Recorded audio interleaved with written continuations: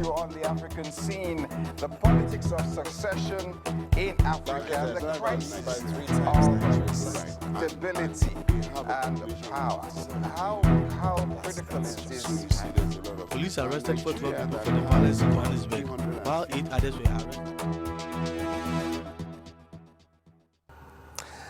Now, recently, the Mo Ibrahim Foundation announced that there is no winner for the Ibrahim Prize for Achievement in African Leadership for the second year running. The last winner was the former leader of Liberia and first female democratically elected president in Africa, Madam Ellen Johnson Sirleaf. Now, the question is there a dearth of exemplary leadership on the African continent? Or is it time the award sets its sights on those who are not from the political class? Now, these are the sides that we'll be looking at and some of the facts on today's edition of The Agenda. My name is Henry Williams. Please join me after the break.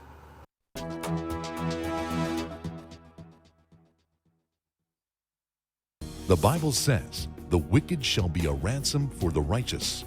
But why are the righteous destroyed with the wicked? How could a nation be held bound by corruption? When is the right time to stop interceding? Will you be that agent of change in your nation? Find out your responsibility as an intercessor and how to exercise dominion in your intercession. This is God's Spirit bringing this message to you. It's a timely message for you. Doesn't matter which country, which city you're in. It's timely for you today. The Power of Intercession is a 2-part audio by Pastor Chris, and it's available for download at the Pastor Chris Digital Library app on Google Play Store and Apple App Store. Also available on audio CD and MP3 format. You can call the numbers now displayed on your screen to order your copies. God bless you.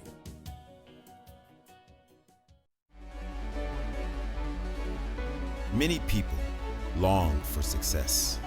They desire to do something with their lives, to make a difference in society, to become famous, or to become great. We all have the want to move from ordinary to extraordinary, to make the leap from good to great, to turn the seed of greatness that is in us into a fruitful field, and to fulfill the call of God upon our lives.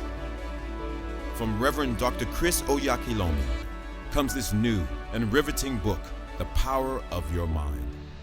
Do you want to do something extraordinary with your life?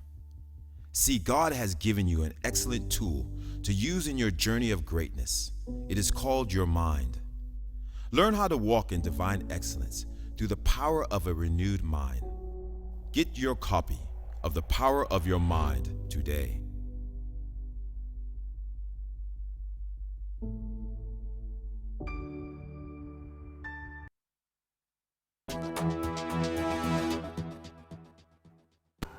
All right, thank you once again for joining me on today's edition of The Agenda, your current affairs program on Africa that talks all at what is happening in Africa. Today we set our sights on another issue, talking about the Mo Ibrahim Prize for Leadership. It has failed to find a recipient for the second year running. The last time it was awarded was in 2017 to none other than the first female democratically elected president in Africa, Madam Ellen Johnson Sirleaf, who was also a guest at the prestigious Future Africa Leaders Awards with the man of God, Pastor Chris. I will be looking at this question: is there a dearth of leadership, in Africa? Is Africa's search for exemplary leadership becoming a thing of the past? Well, we'll only have to wait and see. But joining us on today's edition of the show, I have with me Kelechi Anyalichi, is founder, Revamp Africa, an African initiative. Great to have you join us. Thank you very much. It's a pleasure to be here again. All right, fantastic. And we look forward to seeing Sylvester Ebodagi as well, publisher of the National Daily. He should be joining us much later. But don't forget, you can watch us on the go on our website at www.loveworldplus.com. deliberations.tv, and definitely you will get all the scoops from the agenda. Well, first of all, let us set the ball rolling with this report, and we will be right back. Don't go away.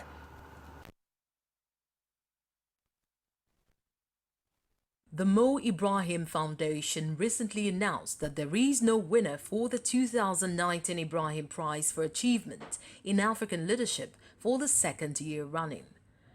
The award, launched in 2006, recognizes African leaders who, despite challenges, develop their countries and strengthen democracy and human rights. 5 former presidents have been awarded since the prize was launched, and one other, Nelson Mandela, was given an honorary award. Mozambique's former president, Joaquim Chissano, was the inaugural winner of 2007. Botswana's former leader, Festus Mogae, who was appointed chairperson of the prize committee in February 2020, won the prize in 2008. Other leaders awarded the prize are President Pedro Perez of Cape Verde in 2011, Hifikepunye Pohamba of Namibia in 2014, and Ellen Sirleaf Johnson in 2017. The Ibrahim Prize is a $5 million award paid over 10 years and $200,000 annually for life thereafter. Is there a dearth of exemplary leadership in Africa, or should the criteria for selection be changed? We are looking for people who came to power in a democratic, credible fashion, and then left on time in also a democratic fashion.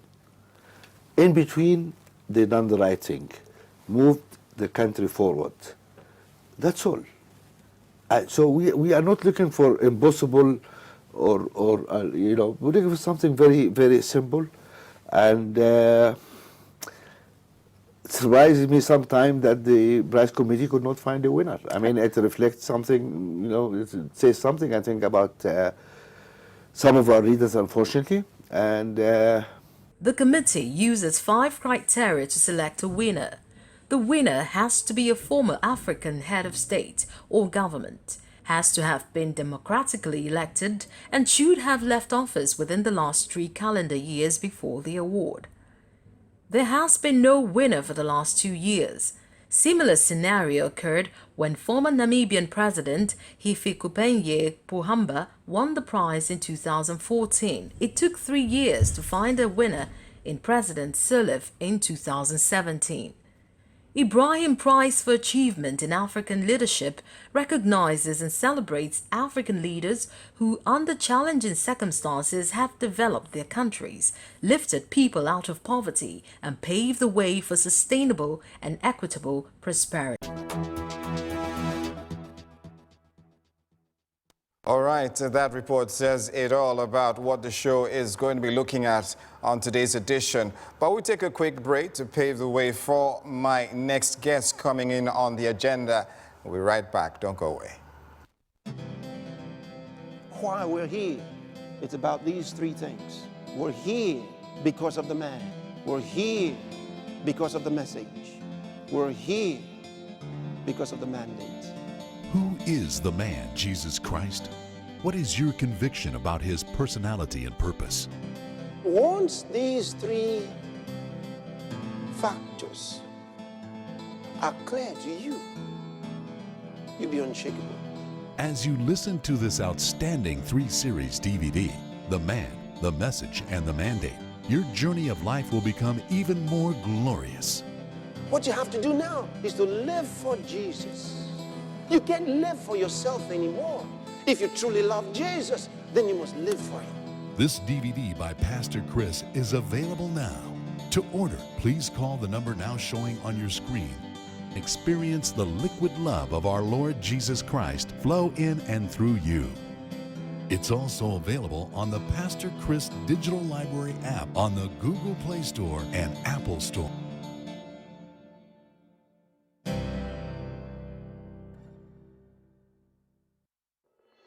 Are you interested to know the importance of your words? How to activate the creative power in your words? How to say the right thing at the right time. Find out in this insightful masterpiece by Pastor Chris. Discover the principle of creation and recreation. If you're going to live the true life that God has given to you, you must line up with the Word of God. This is where the ministry of the Spirit of God is indispensable, because it's the Spirit that actually knows the codes. Hear this. You can't just prophesy. You're going to prophesy as He commands you. You need the code. God, I need the sound code. I need the sound code. Hallelujah. I need the sound code. Once you have the sound code and you give it, creation will respond to you. Glory to God.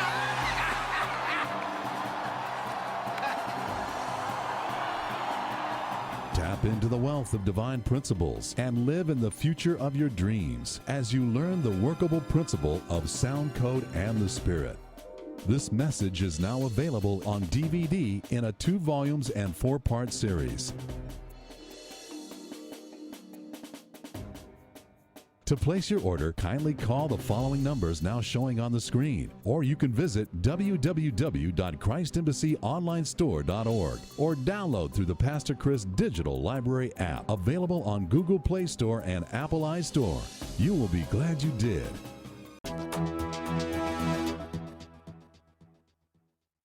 All right, great to have you back. Yes, after that report, we took that break to bring in my next guest, who looms larger than life, a veteran journalist and publisher of the National Daily, none other than Sylvester Bodegay. Thank you very much, sir, for coming on the agenda. Always a pleasure, and thank you for having me. Great to have you. Before you came in, we had a report, talking about today's critical issue, talking about the search for exemplary leadership in Africa. The Mo Ibrahim Prize for Achievement in African Leadership, for the 2nd year running, has not been able to find someone to clinch the prize, and especially 2 years running. The last winner in 2007 being someone you are familiar with, former president of Liberia, Madam Ellen Johnson Sirleaf. What is your position? Do you think that maybe the prize, the foundation should start looking beyond the political class? No, not exactly. It is important that they don't lower the standards. It is quite a disappointment that the quality of leadership that are obtainable, available amongst our political class, as far as governance is concerned across the continent of Africa, falls far below standards. And there are several reasons for this. One, okay. I mean, of course, we'll come to that. We'll come to that. But this is not the first time. Imagine an award instituted in 2007 cannot boast of more than 6 winners. Yeah. In over 13 years. So this is not the first time we're having consecutive years of people not meeting the standard. It goes to show the fact that instead of moving forward in terms of the quality of leadership we have on the continent, that not much progress is being made. Largely because people are not really prepared for these positions of leadership. People are not prepared for leadership. Most leaders we've had on the continent have been accidental leaders. And accidental leadership cannot produce for us the kind of sustained and productive, exemplary leadership that can transform the continent. And that is why we continue to have the kind of 1 step forward and 5 steps backward. Kind of seeming development on the continent. Because looking at how blessed the continent is, this is not where it should be. It's not where it should be. And leadership is a major problem. Leadership is a major problem because where there is no vision, the people perish. So it is important who is leading you. The Bible says, woe unto you, O people, if your king is a child. So the word child there is not necessarily one who is young, but in appeals. One who is unaware, who lacks the requisite mental capacity, leadership capacity to drive the affairs of the people.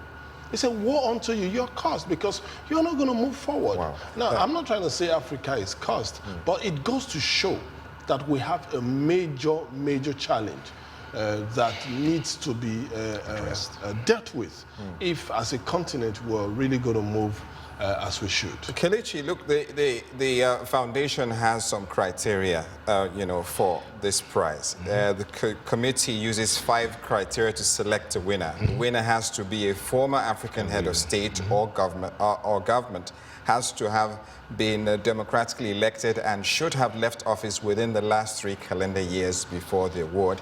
And the candidate also has to have served only the constitutional mandated term and demonstrated exceptional leadership. Is this too lofty a standard to actually attain? No, it's not a lofty standard. Like he just said rightly, there's a standard that has already been set, and it's important for us to maintain that standard. There's nothing in that standard that is out of place. I mean, first of all, we are looking at the fact that you should be an African leader, head of state. A head of state is like the father of the country. So that's enough standard for that level. Democratically elected, important. Within that period which we know, as you mentioned, I was already laughing, when you look at the fact that you're supposed to have served for your regular number of terms, if it's whether it's supposed to be 1 term or 2 terms, depending on what the constitution of that country supports or upholds, rather. But then you look at Africa as a whole, how many African countries, for that 3rd factor, for example, leave it up.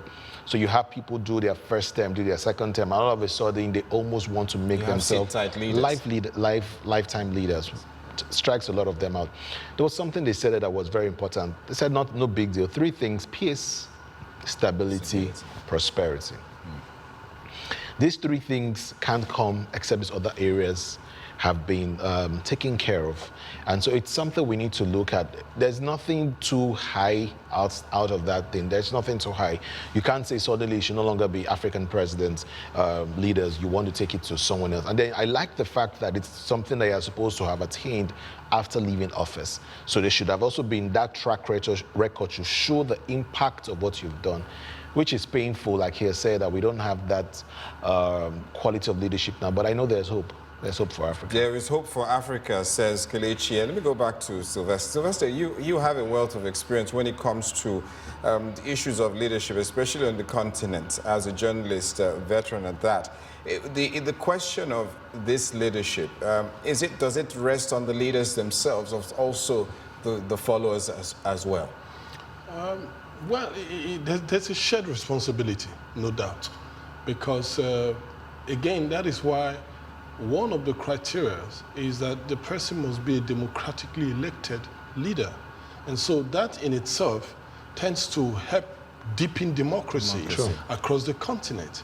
And what is the beauty of democracy? The ability, a true democracy, I have to be clear, a true democracy is in the ability of the electorate, the people, to determine who governs them. And for how long. Because even if you're elected to govern for 4 years, and after 2 years, they feel that you're not doing what you're supposed to do, they have the right to call for a referendum. The people can say, we don't want. So the people have a role to play. But what we have seen across the continent is a complicity on the part of the people. What many try to describe as docility, where people have resigned themselves to faith and continue to allow those who have been given, because to elect a person is to submit our rights. We practically, have submitted our inalienable rights to that individual. Is that resignation dangerous? Is it? No, what are the consequences of that because that is what governance is about. I mean, when you resign to say to your fate and say, no, of course, that's extremely dangerous for the society, because the people remain the conscience of the government. And every time they think about you, they are supposed to have a consciousness. Their consciences are supposed to prick them, knowing that if we don't do well, again, that goes to play up the quality of elections that we've had over on the the years, of continent. course. Our elections have not been what they should be. I know, a reflection It's not really been about the people, because these are leaders who have emerged either because they belong to a political class or they come from a particular ethnic group. So maybe because of who they know, they have so much money, or they have monopoly of violence, or they can manipulate the system as it were. A So huge they war chest. do not seem to owe their ascension to that office or their emergence to the people. True. And as such, they don't feel they have a sense of responsibility. So the people have a role to play. Number one is to demand, to make the right demands from the leadership as a people who are following, because without the people, there is no leader. You cannot lead yourself. You are a leader because you have followership. Exactly. So the followership, the people have a responsibility to ask the right questions, to make the right demands. And every time it's an election year, is the opportunity to reward, as it were, whoever has been in office. If the person has done well, if he's due for re-election, the person has the opportunity. If the person has not done well, they also have the power, through their ballot, through the ballot, to either change the person or do whatever they want to do with it. So the people have a role to play. But we see like it happened in Nigeria recently, when the people had complained that the government didn't do well. The elections came, they had an opportunity to change the government. Now, whatever happens, still remains to be seen. But they had an opportunity.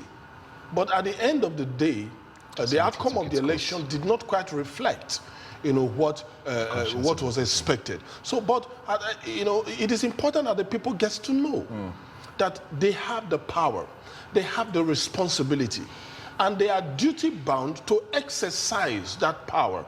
If they do not, they will continue in servitude. They will have to stay with what they get.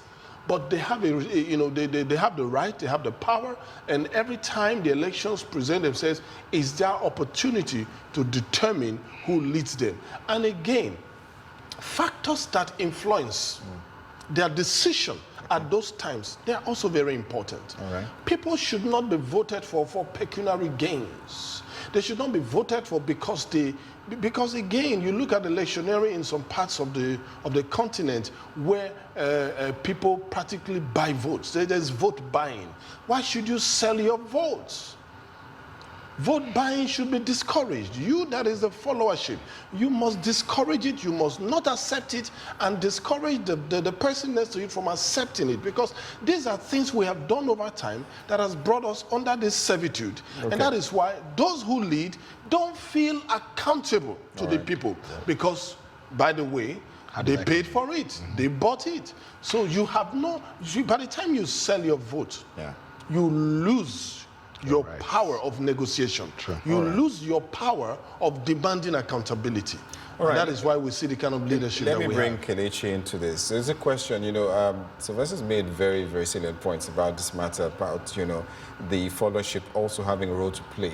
But talking about the followership, many say, some watchers and analysts say, how does the followership make informed choices when they are denied quality of tutelage that they require to actually make those decisions? Making quality decisions require that you have quality information.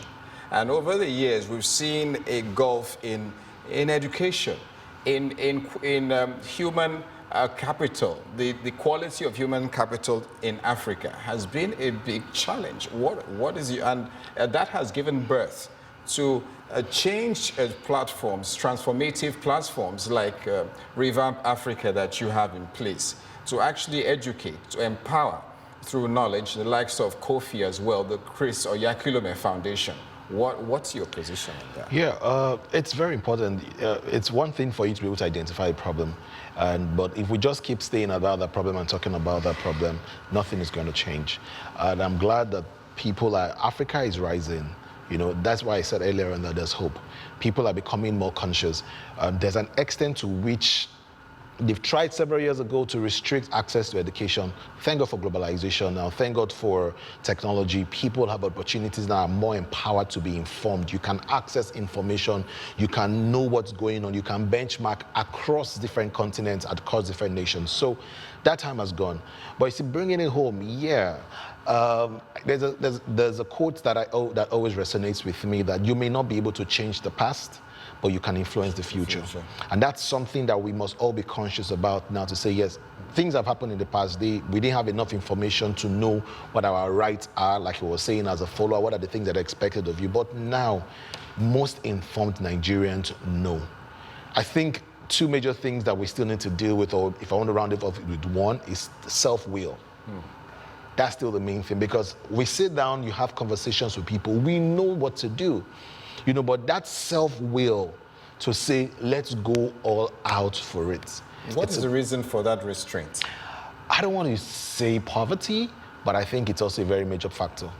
Because what's vote buying about? Why can people do it? If people live at a certain kind of, even though standards differ, but when I know that, oh, this person is coming in and this person promises you X, Y, Z, you are looking at your today and you are looking at what that person can offer you tomorrow. You say, no, let me go ahead with this. So poverty plays a key role. Information, yes, but you see, information is very important, but I think that's where the major challenge is, and they are taking advantage of it. Do your research. Where are the places in Nigeria or other African environments where vote buying is on the increase? It's in rural areas, because they know that they don't have that information. They also know that they don't have that access to that. The poverty level in those places are low, so you can't flash anything. I mean, think about the elections, the last elections that went on and everything. I don't want to go in, but we saw videos, we saw clips. So these are not just fabrications where you could see the vote buying. As little as 1,000 naira, 500 naira was going out, and to people it was a big deal. Because of their level at that time, the 500 naira, they needed the next meal. People are just leaving, many people in Africa are leaving for the next meal. Because many say they've been deliberately deprived of the things that would empower them to actually make those decisions. True, and that's why, thank God for the Chris Oyakhilome Foundation, thank God for the FALA, thank God for the Africa for Africa, and many other initiatives that are coming on around the world. Young people are being educated, young people are being informed, and that's why we have platforms like Revamp Africa as well.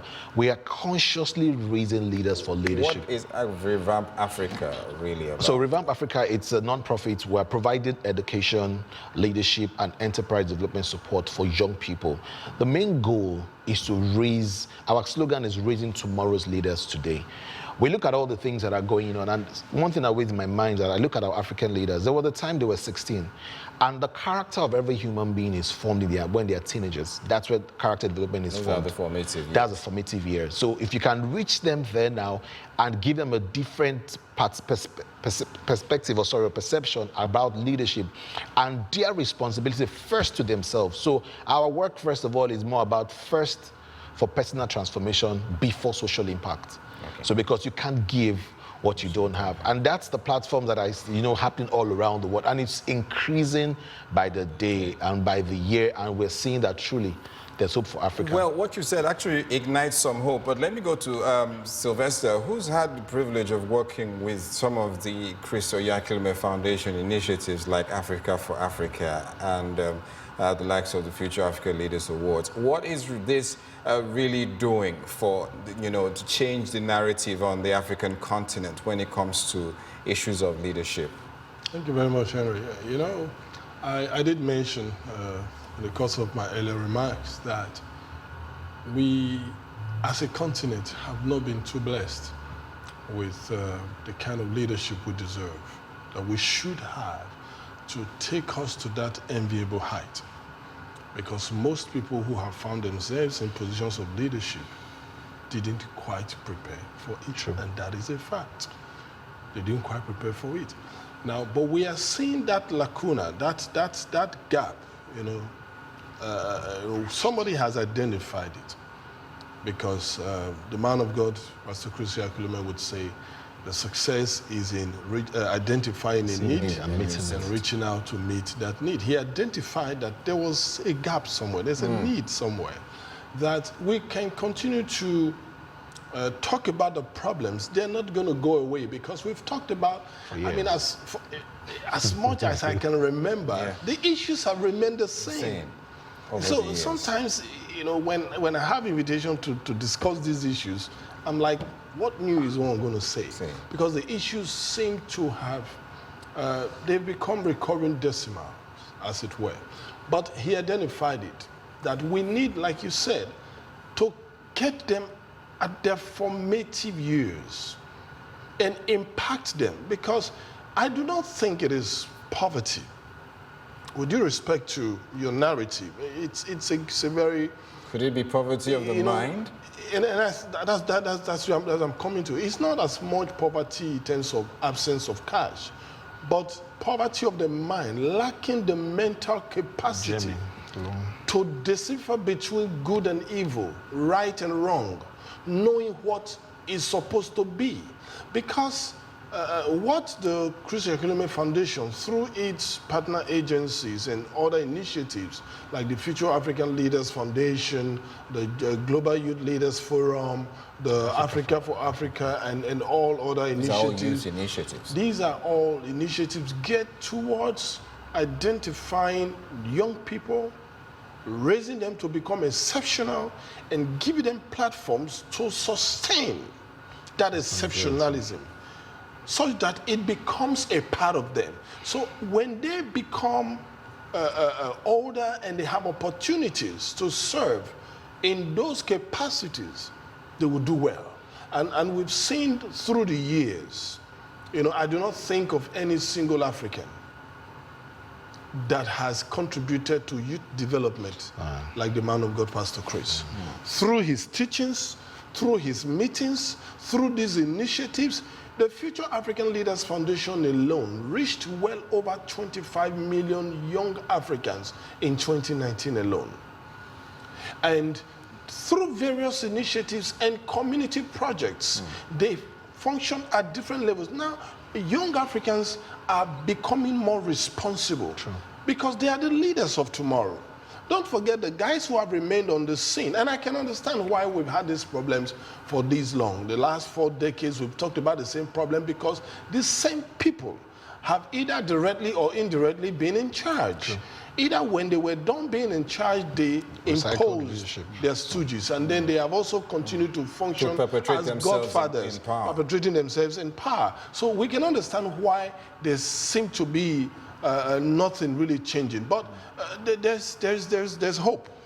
And that hope is in these young people that are being impacted.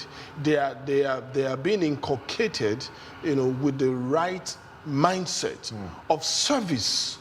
Because that's what Fala is all about. It's about service.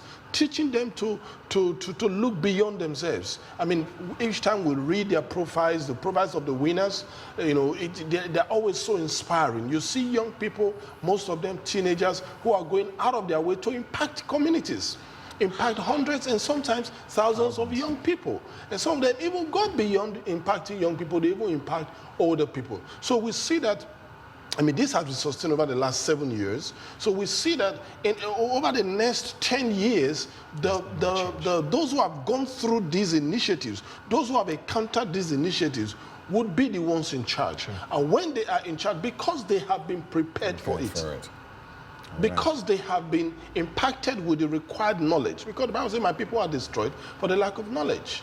Now, this I think, you know, are some of the amazing benefits that we see these various initiatives that have been inspired by the man of God, Pastor Chris, you know, have brought to the continent. And I can tell you that there is hope for Africa. Not because people say it as a normal cliche, no. Because indeed something is being done. Someone is addressing the leadership deficit. Howbeit, we are addressing it from the core, from the grassroots, such that over the next 2 decades, when this crop of leaders begin to have the responsibility of leadership, we'll see the Africa of our dream. We'll see the Africa of our dreams, says Sylvester. Well, is the African Renaissance still a reality? We'll find out after this break. Don't go away. We'll be right back.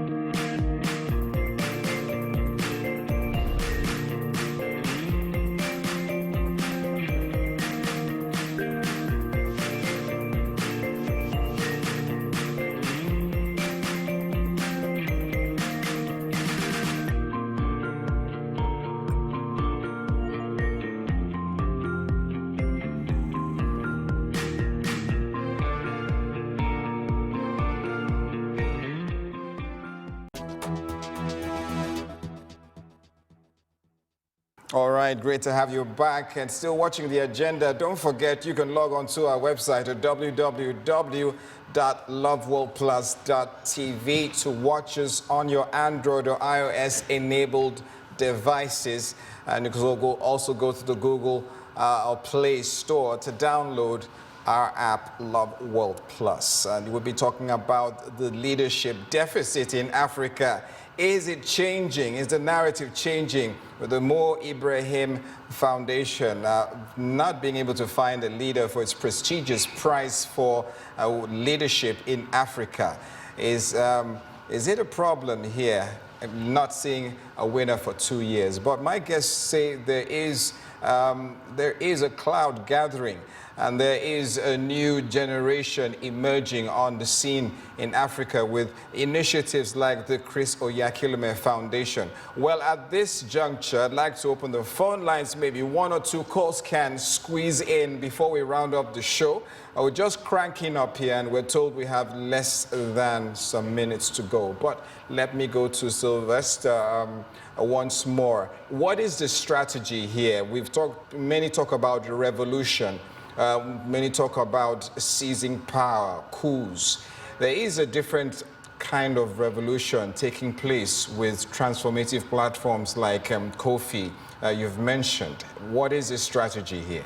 The strategy for me, when I look at what Kofi is doing, it is to influence those who have these responsibilities of leadership. It's not enough to sit on this side of the divide and just pontificate and, we try to engage, and that is why during our Fala Awards, we also bring past leaders, because... look at that lady, Fabienne, BBN. I was just going to talk about her. Extraordinary lady. So we are very confident that in raising these young people. Now, don't get me wrong, when somebody's going to be thinking, are we saying we've not had anybody try? Of course, many have tried. Another challenge we have with leadership is that when one leader comes, the leader tries to undermine whoever was there. So there is no continuity.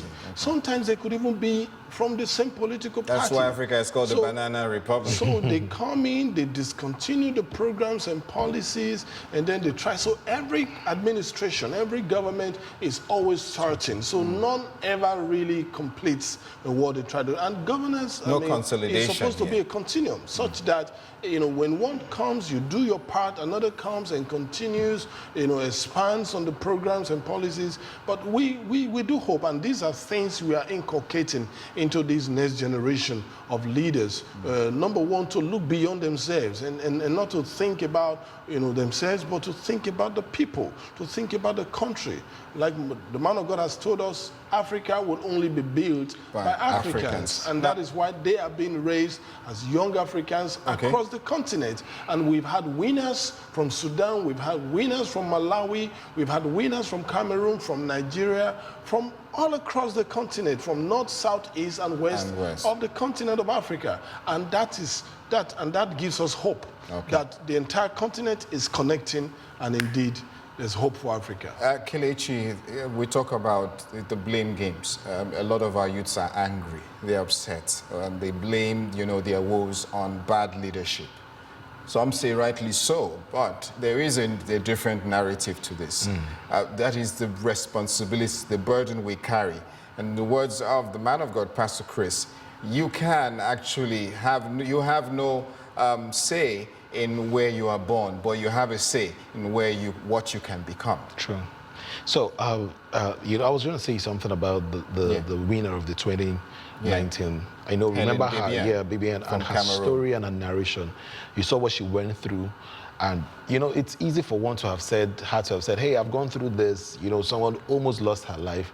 Let me resign. Let me take a sabbatical, go 1 year, 2 years, get my act together. But she got back to work. That alone, just let me know what Pastor Chris is doing. She died to self in that situation. It. And that's what leadership is. And the beautiful thing about it, that those are the kind of people she's going to raise. Wow. That program was televised around the world.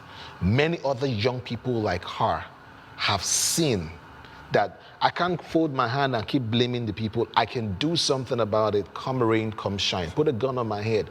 So what she has done has also sparked up another kind of revolution, of course, in a positive direction. And I'm hoping that young people all over the world can use her as a model to say that no matter how oppressed, no matter how pressed you are, no matter the threats and everything that comes to you, you can still stand by the things you're going to do, and eventually support will come. You know, like that, and that's, I'm really excited about the Future Africa, all the initiatives, the Global Youth Leaders Forum, everything. But I'm going to say this, that young people, if you're watching here, get involved in all of these initiatives that the Chris Oyakhilome Foundation is doing through the partner agencies. Be involved in it as much as you can. Do the little you can. You don't know the sporadic effect of what this can do in changing the narrative across Africa. Wow, gentlemen, you have made my day. I've had Sylvester Bodage with me and Kelechi Enyalichi. It's been a great pleasure having you share your insights. Very, very insightful on today's edition of the show. Thank you so much. Well, on that note, I'd like to say that's where we have to draw the curtain because we have run out of time. But I hope you'll be able to glean from the insights from my guest on the leadership challenge in Africa that the narrative is certainly changing. There is light at the end of the horizon for Africa. And the words of the man of God, Pastor Chris, only Africans can build Africa. My name is Henry Williams. Remember that the agenda comes up same time on your station, Love World Plus. I leave you with sound bites from the same man of God, Pastor Chris, giving light that there is hope for Africa when we talk about leadership. I'll see you same time on this station. God bless you and bye-bye.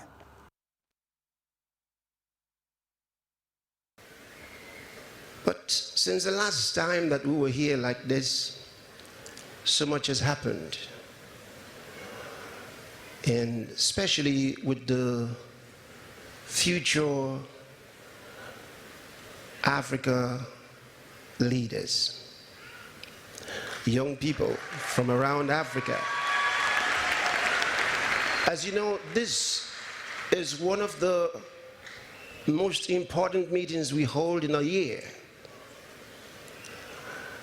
And just to let you know how important the young people of Africa are to us, we built this segment into one of the topmost meetings we have in a whole year.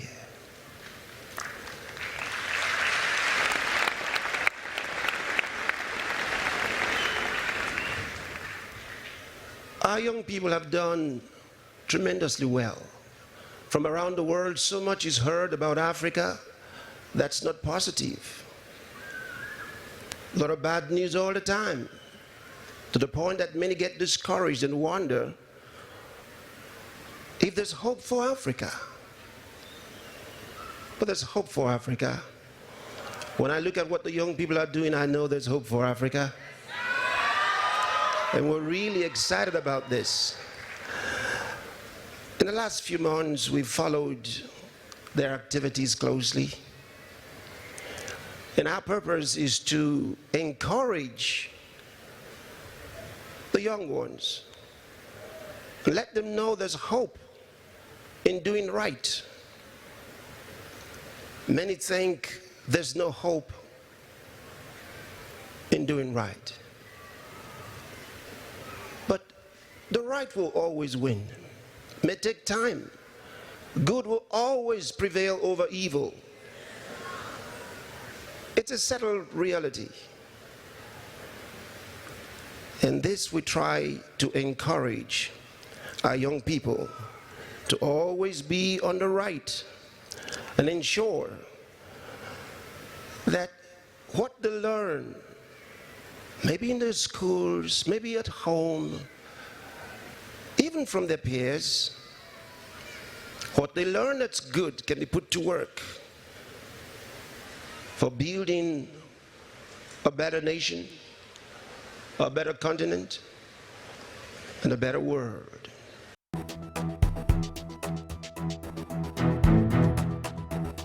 Issue on the African scene, the politics of succession in Africa, and the crisis of stability and power. How critical is this? Police arrested 41 people for the violence in Johannesburg, while 8 others were arrested.